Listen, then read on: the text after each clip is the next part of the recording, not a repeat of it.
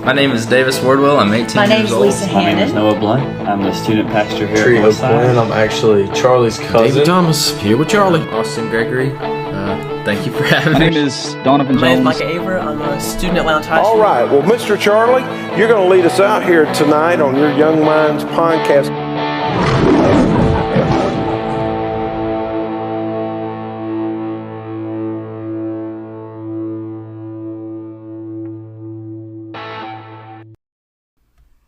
All right, welcome back to the podcast, and today I'm so glad to have the Eunices on with me today. If you could introduce yourself, and we'll keep on rolling. Hey, Charlie, I'm Tammy Eunice, and my husband, John. I'm John. So glad to be here, Charlie. Well, I'm so glad to have you guys on. I'm telling you, it's been a while, and it's been a long time coming, really, because my mom's been like, you've got to have them on. You've got to do it at some point. So, when it comes to y'all's testimonies, and of course James's as well, what is that story? Well, my story, I got to tell you, actually Northside is the first church that I was ever a part of. I was born in Valdosta, Georgia, and I went to Northside Baptist my whole life growing up. I would say, truly, I understood Jesus as Savior when I was maybe 7. Mm-hmm. Walked the aisle of the church, and Brother Reddick was the pastor at the time, and he came over and talked to me about the steps to go through to get saved. But I will tell you, it took me many, many years to understand lordship. Mm-hmm. I understood Jesus as Savior. Mm-hmm. It took me quite a while to understand the lordship of Christ and what that actually meant, that daily surrender to His will and not mine. All right. I got you. All right. Well, I grew up, I call Folkestone, Georgia home. I was actually born in Valdosta when my dad was stationed here at Moody. So it's been a while back, but I was saved at a young age. I think we're in Gulfport, Mississippi, at Keesler Air Force Base. Well, you've been everywhere. We've been around, Yeah. We've been raised in church. I will say that in college I probably strayed away a little bit. Moved back to Valdosta in 1982 and got back reacquainted with Northside Baptist. Gotcha. And so we've been, well, not as long as Tammy has been part of Northside. We've been part of Valdosta off and on now for the last 40 plus years. Mm-hmm. Let's see. So Northside has a big tie with both of your stories and just how you guys met. Absolutely. I mean, we met in the foyer of the Northside Baptist Church on a Sunday night after church in 1982. And you've seen that foyer change, and that's what you've seen this church change, not just in leadership, but you've also seen it change physically with the building, with the new wings, with everything like that. And for me, that would be like really cool. Like you get to see the growth and how Northside's growing in certain different ways. Now, if you guys want to talk about James, for people that don't know, who was he and what happened to him and things like that? Well, Jane, we're blessed with 3 amazing children. Oldest is John, daughter Lindsay. John lives in Atlanta. Lindsay lives, she and her husband with our 2 grandchildren in Charlotte. And her husband. Yeah. But James is our youngest. He was born in 1993. He came 6 years after we thought we were done with 2 children. And he came out running and ran forever. But we moved back to Valdosta. We were in Valdosta from 2000 to 2005. He was. I was. The family was here for 2 years. I commuted back and forth for 2 years, and then left for a year to go to Middle East for a year. But moved back in 2008, in the summer of 2008, and James was a sophomore at Valdosta High School. Wanted to be part of the football team there. Wanted to enroll in the international baccalaureate classes, and he was very excited about being back. And at that time we were going to Cross Point Church. James had wanted to go there, had some friends there, and we were part of that community, and glad to be back here. And because Valdosta's home, we've called Valdosta home ever since we've been married. Yeah. When we got married in 1983. So. Yeah. So, because it's funny when you say that, because it makes me think, like, man, I was just born when all that happened. Right? He's going into high school, and I was, what, 2? Yeah. I was 2 years old when all that was going on. But, kind of, if you don't mind, kind of go into what, what happened there. So, James is a senior, January 2011, starting second semester of his senior year. He had received early acceptance to the University of Georgia. Very excited about that, and looking forward to his senior year of baseball, last semester of high school, and enrolling, actually starting college at University of Georgia that summer. January 14th, they had 1 week of school, then they had Martin Luther King weekend. January 14th was that Friday. James did the rounds at school, and then couldn't find anything to do that night. He was stuck at home with mom and dad. So we grilled steaks, watched a movie, and he stayed up a little after we did. But he was scheduled to go duck hunting because he loved the outdoors, loved hunting and fishing, and was going duck hunting the next morning with his good friend Drew Pipkin. He had plans to go duck hunting. It was the Martin Luther King weekend, so he was going duck hunting that Saturday morning, Sunday morning before church, and again Monday morning before baseball practice. And so he got up that morning, that Saturday morning, the 15th, to let the dog out. Checked on James. He was still in bed. Thought he might sleep in. And he came in a little bit later. Got money for shotgun shells, and we told him we'd see him at lunch. And about noon that day, I was out shopping with my mom. You remember those moments in time that they're frozen in your mind forever. You know where you were. You know what you were doing. You even know what the conversation was.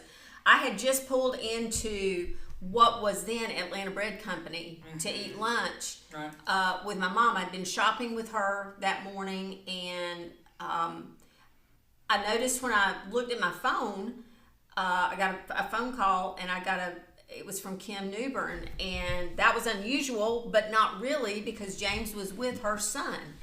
And I answered the phone just a casual, I thought maybe she wanted us to come over and see the ducks that they had gotten or whatever. And I looked at the phone, or when I talked to her, she said, immediately, you need to come to Ocean Pond. James is missing. So I went from there. I made the 2 hardest phone calls I've ever made. I called John across town at home, and he was actually in the process of cleaning out James's closet. James was getting ready to go off to college. So we were getting rid of, he had everything in his closet laying on his bed. It's really, it's just a foreshadowing, And then I called my dad, and I was closer to Mom and Daddy's house, and I said, Dad, I need to come and pick you up. I need you to take me to Ocean Pond. James is missing. Well, John and I met at the entrance that led to the gravel road that led down to the clubhouse. We got the same place in Lake Park at the same time, and I hopped out of my car, the car that I was in with Mom and Daddy, and jumped in the car with John, and we headed down that gravel road that we had no idea what we were driving into. But I can tell you, Charlie, that when we drove down the road leading to that clubhouse, leading to that 500-acre pond, there was a sense of God's presence on that place, a cascading feel of God's presence in the midst of a lot of activity.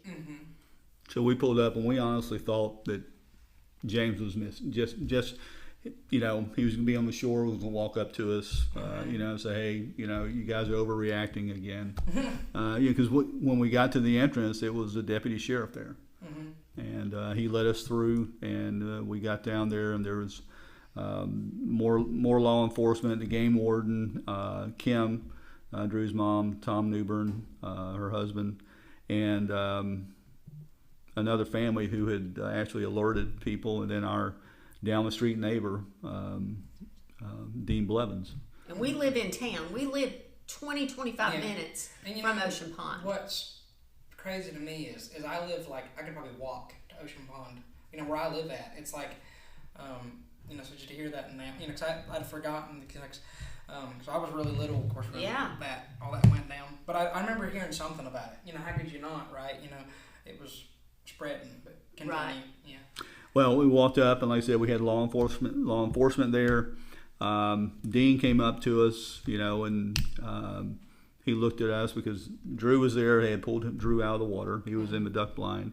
Drew's sister Andrea was there. Andrea was crying. Drew was cold. But Dean walked up to me. He said, "John, are these your people?" And I looked at Dean. I said, "Dean, it's James." And he just kind of grabbed his chest and said, "Oh God, not James," and pointed to a boat, an empty boat spinning in the middle of Ocean Pond. I made my way on down to Drew. This is pretty incredible because I was telling somebody earlier today that,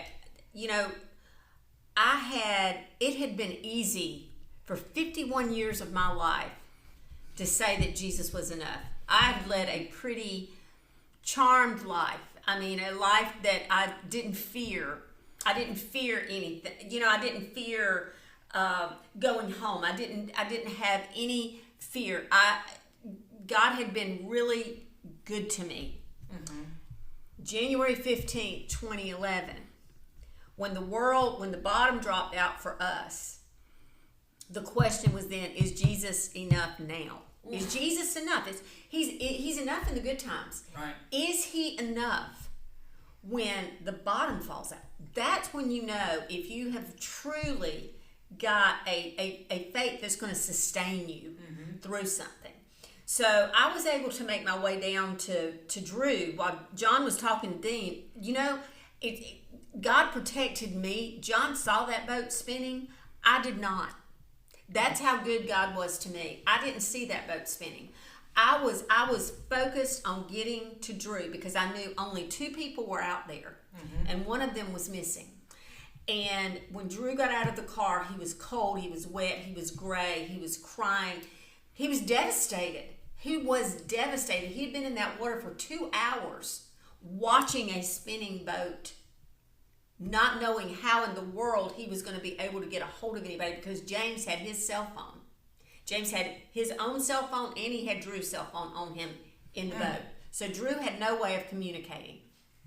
And Drew gets out of the car and Drew is trying to take responsibility. Drew is saying, "I'm so sorry, Miss Tammy, it's all my fault, it's all my fault." And I said, God went before me. He was ahead of this. He always is. And I said to Drew, Drew, I don't know what happened out here today, but I know whatever it was not your fault. And, those were words that in that moment Drew needed to hear. Those first words to Drew were going to be the words that were set in concrete in Drew's mind and heart. Those were going to be the words. I either was going to say, it's not your fault, or I was going to blame him. And, long after the event was over with, he would have never forgotten those words, no, whatever they were. Right. Yeah. But I realized that those words were for Drew in that moment, but for the rest of my life. See, when James, and we'll go into a little bit more detail about what happened over that 17 days, but when James was recovered, I kept telling Drew, you're a part of the story, bearing no responsibility to the outcome. Right. You were chosen to be the last person with James. And when James was pulled from the water without so much as a scratch or a mark or anything, I recognized almost immediately that those words in that moment that were meant for Drew to bring him peace were actually the words that I was going to need, because if I had blamed that young man, I would have spent the rest of my life blaming myself for the words that I said, the careless words that I used.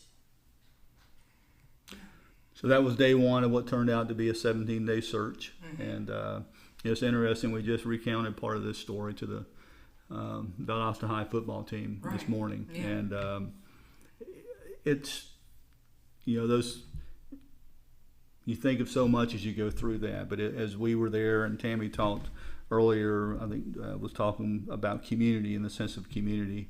And so during that 17-day search, we had so many people show up. We had 30 teams from 3 different states come down to participate in the search. And I think one of the things that was important, the caretaker of the Ocean Pond Clubhouse, Barbara Grandal, was on her way to West Palm Beach.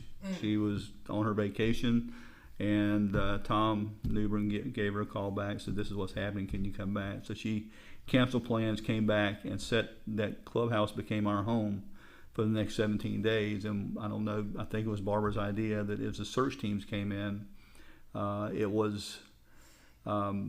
she made a point. It was imperative to her. Yeah, she made it a point that we got to know and got to meet the search team, so they knew, there wasn't a nameless, faceless person they were looking for. He was a young man. He had mom and dad, had brother and sister, and he was loved very much. And so we brought pictures of James down there. They set that up. Barbara introduced us every time they came in for lunch, breakfast, dinner, whatever it might be, to sit down and chat and just give us an opportunity to talk to them and to thank them. And that was so much of those 17 days. And that first night, Chris Prime was the sheriff at the time, and we had never met Chris Prime. And we walked down. We didn't go down to the command post, command center there on a little peninsula between the two ponds. But Chris walked up to us and he said, "We're not leaving until we find him," and he didn't have to tell us that, because it really, and we find out later that a lot of times that for search missions, it goes on for 2 or 3 days. They can't find them, and they just they quit, they go away. But that wasn't the case here. You had basically a beehive of activity for 17 days, 24/7. 5,000 meals were served over that 17 days. 5,000 meals. Yeah. So we had churches, we had restaurants, we had civic groups. Everybody came down. Everybody wanted to be a part. Yeah, and you had just people, wanting to help. Like, I've told you guys before, my dad, he built some things to help the divers, so they could mark places where they've already looked. And, and what got me, and sorry to interrupt you, but it got me thinking, and, the times like, because that was a tragedy, and, people came to help. Why can't we just help each other when, on an everyday situation? That's what I was thinking. Like, I wish sometimes it wouldn't take a tragedy for people to come together so much. Right. Right. Well, even in James's words, when the clock is ticking, don't wait until it's a tragedy like this to help, to reach out. But James did that, Charlie, James did that every day. I think the overflow, the way God blessed us, is in James's one-on-one encounters every day. That came back to us tenfold in what was done for us. Ordinary family. There was nothing for anybody to gain by helping us, but it was just they wanted to step into somebody else's tragedy and help them walk through it. And that is what we're called to do. That as believers, that's what we should be willing to do. Always ready to answer the call, to step up. And that's what we saw played out over and over and over again. We saw James's friends, his teachers, his coaches, people we didn't know, people who just heard the story and felt compelled to come down just to offer to help or just to sit and give a word of encouragement. And Lindsay was in Washington D.C. Somebody volunteered to fly up in their private aircraft, picked her up at Dulles, and flew her home that night. John was at law school at University of Georgia, lived in Athens. And it was, the weather conditions were brutal. It was part of one of the coldest Januaries on record. And Athens had been snowed in. So a young man who had been a cadet when we lived there in Athens in the early 90s, who we had known and had moved back, he and his wife, to Athens, or to Bishop, just outside of Athens, and called up Johnny and said, I'm coming to get you. So he had a 4-wheel drive Jeep, came over, picked John up, and he drove him down to Ocean Pond for that first week of search. So just so many acts of kindness and just giving back to us to help us in that trying time. And just like with your dad, Charlie, I mean, you told us about your dad. There are, we're almost 14 years into this now. And I think the beauty of James's story is how, we didn't learn everything at once. Right. Because you can't take it all in at once. And that's the graciousness of God, to give us pieces, a little piece at a time, as he's putting our tapestry together, which is actually his tapestry. We're just a part of that. But it gives us, we looked for opportunities to turn around and to give back to a community, to people that had made such an important difference in our lives during our greatest time of need. Yeah. So one of the things that I did want to ask was, how did God work through that, through the years, right? And what you guys have gotten to do to carry on his legacy. Like, what have you guys gotten to do, and have you seen God work? Well, James was recovered the morning of January 31st by the 38th Rescue Squadron, pararescue jumpers, and a dog team from Nassau County, Florida, which you may want to share Russ's. Now we've seen that. I'll come back to Russ's story in a minute. But we've seen, and I'll say, we love sharing the story, but we don't like the story. I mean, because if as we've said before, it's 185-pound hole in our heart that we miss James every day. But we see how much his life has been used by God to allow us to give back, to share and give to a community that gave, as Tammy said, so much to us. So back to Russ's story real quick. So what we did decide to do after James was recovered, we made a decision that as many of these people, because you had people from Alabama, Florida, and all over Georgia that came to search for James. Yeah. So John and I made a commitment that we were going to try to go back and thank as many teams as we could for what they did for us. We didn't get what we wanted, which was to have James physically back with us. But you know what? This was bigger than anybody could have controlled. This was a God ordained story that God was going to he was going to showcase his glory through this tragedy and what came from it. So James, about 9 months before he died, a classmate of his had died in a car wreck, and James was devastated over that, and it led him to write words. And maybe we'll share them, all of them, at the end of this. Yeah. But he wrote words less than 48 hours after this young man, Joseph, died. He wrote words to "The Clock is Ticking." And he closed those words, those 219 words, he closed it. If this just touches one life, I will have done my job. And so what we started doing, we went to Camden County first. That was our first stop, and then we went to Nassau County. We did both of those in the same day. So Nassau County, if you remember what Mr. John just said, when we went to Nassau County, they had the dog team, and they only came day 16 and 17 of the search.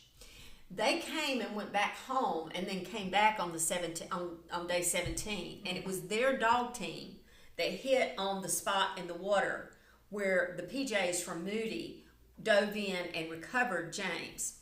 But it was that dog team. And the day that James was recovered, they were packing up. This was interesting. They were packing up to leave, and I said, I want to meet the dogs. There had been other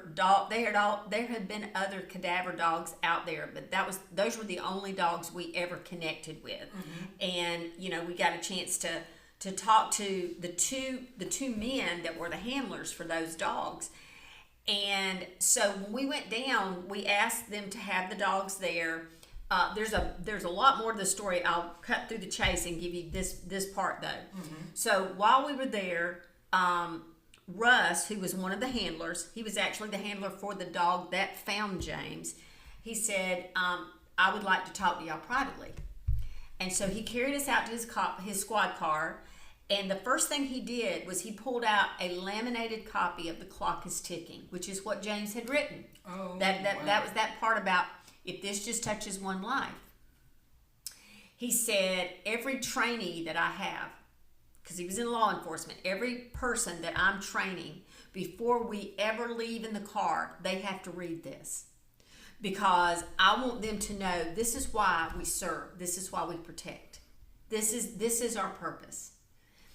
And he said, I want you to know, he said, I was 33 years old and I had nothing to show for my life. Now, by now, he's got tears in his eyes. He said, I had nothing to show for my life. He said, I would go to church occasionally with my wife and check a box. He said, but there was no heart change. And he said, I told my wife on day 16, when I came home that night, I said, there's something different about this search. I've never seen anything like it. I've never seen so many people still a part of an event 16 days in. Mm-hmm. And he said, I made a promise to myself. I was going to find out who this kid was. Mm-hmm. Who is this young man?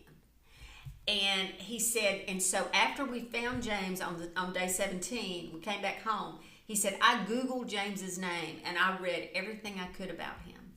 And he said, as I read about James, God started working on my heart. And he said, I just want you to know, by then it was like June that we were down thanking this team. Right.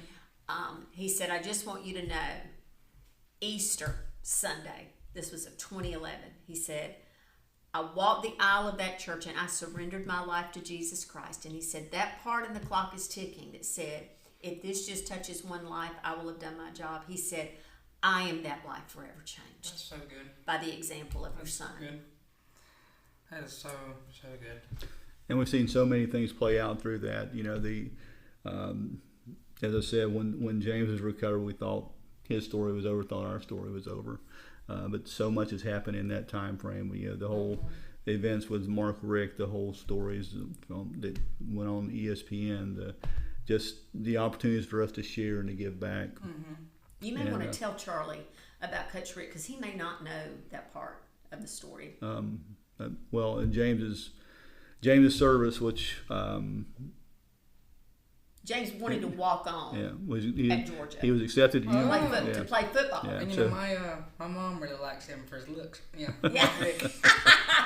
He's a nice looking man. Yeah. He is a nice looking man. So James received early acceptance to Georgia in early December. Actually met Coach Rick at Valdosta High School when Coach Rick was there recruiting J. Rome and Malcolm Mitchell, the two stars mm-hmm. at Valdosta. But James had told his coach, Rance Gillespie, that he wanted to try and walk on the football team. So Rance arranged that meeting. Mm-hmm. And so on James's service was 5 days after he was recovered on February 5th. And, the pallbearers for James were the Valdosta High coaches. The honorary pallbearers were the football players, his teammates. Wearing their jerseys. Oh, so everybody was dressed in khakis and their black Valdosta jersey. And so at one point in the service, Jay and Malcolm were called up on stage and they had a box with them. And they opened the box and it was a red jersey from the University of Georgia with James's name on it and the number 23. And a note from Coach Rick that said, I'm sure this is the jersey James would have earned. Oh, yeah, by the way, he made the team. And Coach Rick was true to his word. He kept James on the roster all 4 years that he would have been at the University of Georgia. The senior gala, what would have been James' senior year, he recognized him along with everybody else. James received the exact same things that those players that had been a part of that team for 4 years. I mean, there was a framed jersey. Everything that those young men got, James received. We received. Yeah. That it's bigger than us, Charlie. It has always been bigger than us. This showcases who God is. Amen. And so we talk about tapestry, and so this has been, it's an ongoing tapestry. It is, and Tammy will talk about it. That back side of that rug is that tapestry is full of knots and threads. It's very ugly. Mm-hmm. But on that front side is a beautiful tapestry. Mm-hmm. And that's the way our lives work. We've got a lot of things we go through that aren't so pretty, aren't so nice to share, but God works it. He really does work it all for good. Amen. Yeah. Well, one thing that I just think is so awesome is how you guys, I know it probably was hard in the beginning, but how you guys tell his story so much. Because I know that, me and Mom, we were thinking about how in the world do these, do they go and tell his story so much and not, get upset and things like that. Well, can I share something we learned? Sure.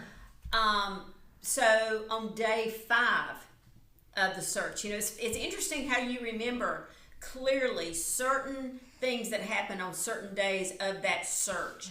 So on day 5, they handled this very carefully, but the Tommy Johnson, who is I grew up with him here at Northside. Tommy Johnson, who has gone on home to be with the Lord, along with Tyson McLean, Britt McLean, Pastor David, our children, and John and me. That was who was upstairs, right? Yep. So we sat upstairs at the Ocean Pond House. So that was the area that Barbara lived in. So we went upstairs so that we were away from everybody. And we planned on day 5 of that 17-day search, we planned a funeral. Oof. And in the event that we didn't get what we wanted, God had already made I had already felt pretty certain we weren't going to get what we wanted by day 5 of the search. So we're sitting up there, and I said to Tyson, I said, what do you think about some of James's friends getting up and sharing their thoughts about James? And I mean, almost as quickly as it was out of my mouth, Tyson said, that's not a good idea, and I'm going to tell you why. Now, I know at a lot of funerals, people do get up and do that. Yeah. Okay? And it's a very honoring thing. But I learned such a valuable lesson from that. He said, I'm going to tell you why. He said they will get up there with the very best of intentions. They will get up there, and for about 30 seconds, they will share about James. And then it will shift to I, me, and my, and they're going to start crying. And he said that moment that is set aside to honor the life of James is going to be lost on feeling sorry for that person that's up at the podium. Like, I just want him to stop. I feel so bad for him. I feel sorry for them. So this moment that is reserved for James is going to be lost. And it's interesting that so many things that we learned down there were for others. I mean, it was things for me to learn, but it was specifically for me. And I'll tell you what I learned from that.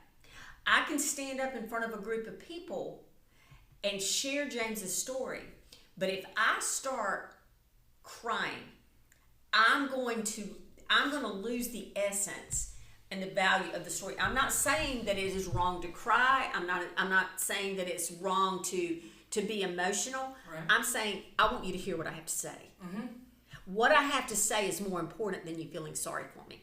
Because, I was chosen, John and I were chosen to be James's parents. And 2 greater tragedies, there are 2. One would be to have never had James. And 2 would be to miss the purpose of his life. And the purpose of his life is bigger than the emotion about how I feel about it. God knows my heart is broken. God knows John's heart is broken. God is enough for us as we walk through this, but our focus when we stand up to share is to share the goodness of God through the life of a young man sold out to Jesus Christ. Amen. That's so good. Is there anything else that you guys want to talk about, James, before we move on to the other questions? Just want to make sure that we'd be here all day, Charlie. I got you. There's so much to share. So many people have been brought into our lives through James. And James would, I'll share this, and we can move forward. But when we moved to St. Louis in 2006, James went around looking for homes with kids. Literally jumped out of the car, said, "Stop the car!" Going knocking on doors. And at some point, met people and came home that day. He said, "Mom, I make all these friends for you." And we find that's still the case. Here he is. James has been gone almost 14 years, still making friends, still bringing people into our lives. That's so awesome. So good. That's, when you have really lived is when you outlive your life. James's life continues James's eternity. He's already there. He's already there. But the way he lived continues, and it continues to set the example for how other people. Nobody's going to be James. I can't be James. Mr. John can't be James. But God has given us a purpose and a passion going forward, and that's what we try to challenge other people to see. God's got a plan for you. That's so good. So now we're going to go into some youth questions to start wrapping it up. Okay. So, when you look at the youth today, do you see hope, or are you worried about the future? It doesn't matter the order we go in for this. Yeah, I think we probably see a little bit of both, but we get a little bit of insight with the scholarships that we've been blessed to give out. Yeah. And so when we ask people to submit for the scholarship, we ask for applications to include essays. Yeah. And we see so many amazing essays and just, blown away by the depth of some of these young people, the maturity of some of these young people. What some of these young people have been through. Right. And how they've come through the other side. And just, we see a lot of hope, a lot there. One of our first recipients outside of the Lowndes County area was David Williams' brother, Matthew, so over in Seminole County. And Matt lost a dear friend very similar to how we lost James. And his scholarship application is still one of our favorites. But so many people we've met through that. We've seen amazing young people, amazing applications from all across South Georgia. Yeah, that's so good.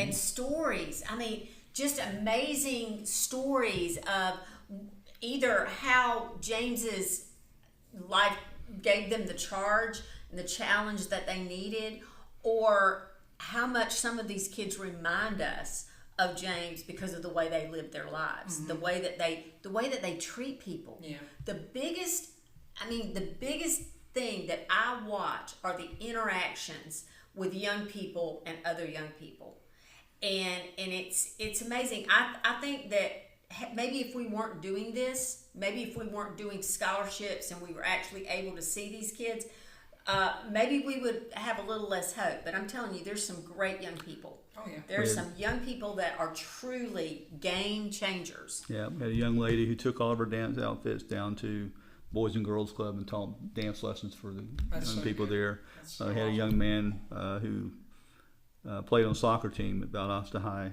who taught himself Spanish so he could tutor his classmates, his teammates in math.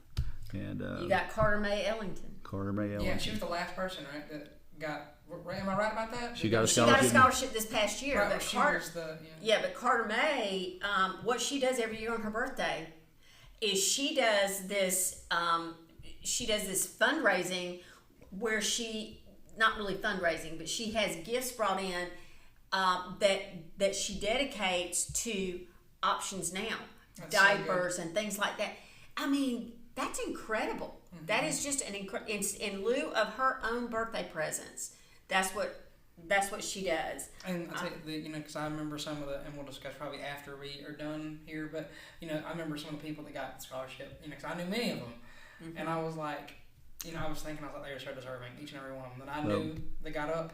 I was like, I know why they picked them. They're so deserving. Well, here in this church, you've got, Kirsten and Asa Lay, you've got Nate and Drew Faircloth, you've got Daniel Peterson, Stephen Peterson. Yep. Yeah, and you got the Willis brothers. They're great. Great people. Mm-hmm. And it's an honor to know them. Because what was so cool was like, not in like a prideful way, but like the pride I felt for them when they got up to get stuff. It was like, look at my friends succeeding, because that feels, that feels well, I so love good. that, Charlie. I love that about you. You're definitely a cheerleader, and I feel like James was a cheerleader. Yeah. I think we need each other cheering for us, because you're not always going to be the one that receives the accolades. But man, every single time we can cheer. We can cheer for those people, and God has a way of blessing. That's true. Even God blessed me that night. I mean, because there was. Sorry to interrupt you, but there was, and I won't say the exact what it was because I don't want to sound like I'm bragging or anything, but because I was sitting there watching all my friends get stuff, and it felt so good. I was like, because I know they deserve it. They're finally getting recognized for all they've done. And then God surprised me with 2 surprise things that I was getting. And I was like, we were there for one of them. I was like, God, that what? Yeah. You know, it was one of them with the senior superlative, and that was picked out of 12 kids out of 600. Yeah. And I was like, there's no way, because I mean, teachers voted on that, you know. I love that. You know, James was a senior superlative, and That's James so was good. a senior superlative, and we lost him his senior year. Wow. So I mean, that's and they told the teacher that was in charge of that. She said, "I'm going to tell you that was not a late ad. That had already been done. Oh wow. That had already been decided." So she was giving me the reassurance. It wasn't because of the tragedy. It was because it was already because of, you know, how he was as a person. Right. You know, Right. because I mean, I'm sure some people, they might hear that and go, "Oh, that was just because of the tragedy that happened." No, that was decided way before. Right. That's so good. Right. That's bigger. It's bigger than people. But there was something I was gonna. There was something that triggered what you said. But I'll think of it in a few minutes. I don't know. got you. I don't remember what it was. But is there anything else you guys want to add to that question? No, we've seen some, as Tammy said, some amazing young people through the 14 years now, 866 scholarships, and it's just Wow. Don't say that too fast, because we look at that 866 graduating seniors have received a scholarship from James's story. So, that's you some people would equate that with money. Yeah. Well, you got to think God's provided in we that. look at the message. Yeah. We look at the message that has been able to be. The money is the avenue to carry the message. Right. And the money is not the most important thing. Yep. The money, though, gives us the ability to carry a message of hope. Yep. So. That's so good. That's so awesome. So, my next question is, what advice would you give to someone struggling to navigate this world in a biblical way? And this could be anybody, youth, adults. Well, I think understanding life has challenges, and you're going to have good days, you're going to have not so good days, and we shared that today. January 14th was a very good day in our household. January 15th, 2011 was not a good day, but God brings you through both of them. Tammy would say the words: "You can use what happens to you. You can be bitter, or you can be better." And so you use what you learn and what you experience to move forward, and trust God the whole way through it. Yeah. Amen. And I think it's really important. I think it's important to have somebody, when you're talking about people that are struggling, because we all are struggling. Right. I love the quote that says, "We all got a sad story. Make it your excuse or your motivation." But I will say this. I think everybody needs a mentor. Yeah. Everybody needs someone a little bit ahead of them, maybe not in years, but a little bit ahead of them in their faith journey that they can go to and talk to. Because listen, our whole lives, we won't have it all figured out on this side. Right. We won't have it all figured out. We are works in progress. We're going to continue growing. Surround yourself, though, with people that are a little further ahead in their faith journey, and they're going to encourage you in their walk. God will give you, He will place people in your path. You got to ask Him, though. That's so good. So good. So, for my final question before we get into your life verses, if you could describe Valdosta High School in one word, what would it be and why? Yeah, this is a hard one, I know. Some people are like... We saw, you asked earlier about whether we see hope or worry about the future. And, coming out of that locker room, the weight room today, I think we saw a lot of hope. Yeah. And a lot of potential, and a lot of young people there that, can do great things. And what blessed us as well was the coaching staff. The people, and I shared, Jay Rome was one of James's very good friends and a teammate, shared Proverbs 27:17 in his service with, as iron sharpens iron. So those coaches are investing. Justin Crenshaw was there from the porch, and he's, investing in those young men. And every day. Yeah, every day. Every day. So I think, we see hope, and I think there's, we use the term "from tragedy springs hope" for our story. Yeah. But I think there's a lot of hope out there, a lot of goodness. People need to be willing to accept it and listen. And it may not hit immediately, but there's so much potential for the young people there. I would say warriors. I mean, we sat there this morning. We stood there this morning and shared with this group of men, and every single, maybe they weren't listening, but every eye was locked onto us, and they were sitting there. They were watching and listening to what we were saying. Now, how far it penetrates, I don't know, but my prayer is that it penetrates, and because of that message, they're going to walk out. And they're going to make a difference. They're going to be warriors. Yeah, that's so good. So, for your life verses, what are they and why are they important to you? My life verse is Psalm 139. I have two, of course. I'm an overachiever. Psalm 139, verse 16, that states, "Every day ordained for me was written in your book before one of them came to be." Because I have to believe that in order for any of what has happened to us, for it to make sense, that God had a plan in place, and He knew on January 15th, 2011, that He was going to call James home. And then James 1:17, every good gift and every perfect gift comes from above, coming down from the Father of lights, who does not change like shifting shadows. I'm thankful for a God who gives good gifts and who never changes. What hope we have because of that. And I've so many to choose from, but a lot that I've settled on here the last few years is Micah 6:8. With "He has shown you, O man, what is good, and what does the Lord require of you? To act justly, to love mercy, and to walk humbly with your God." And I think that's just a steady reminder on how I need to act and how I need to move forward. That's good. Well, that's all the questions I have, but is there anything else that you guys want to add, words of encouragement, anything like that before we get out of here? I encourage you to keep doing this, Charlie. This is Yes. great. Thank you. This is great. Thank you so really. much. Charlie, okay, you heard what Miss Lane Craven said on Sunday. Okay. So as we, just to add this on, as we were leaving, and Charlie walked in, and Lane said, "Charlie Banks will do anything he sets his mind to. He is focused and determined."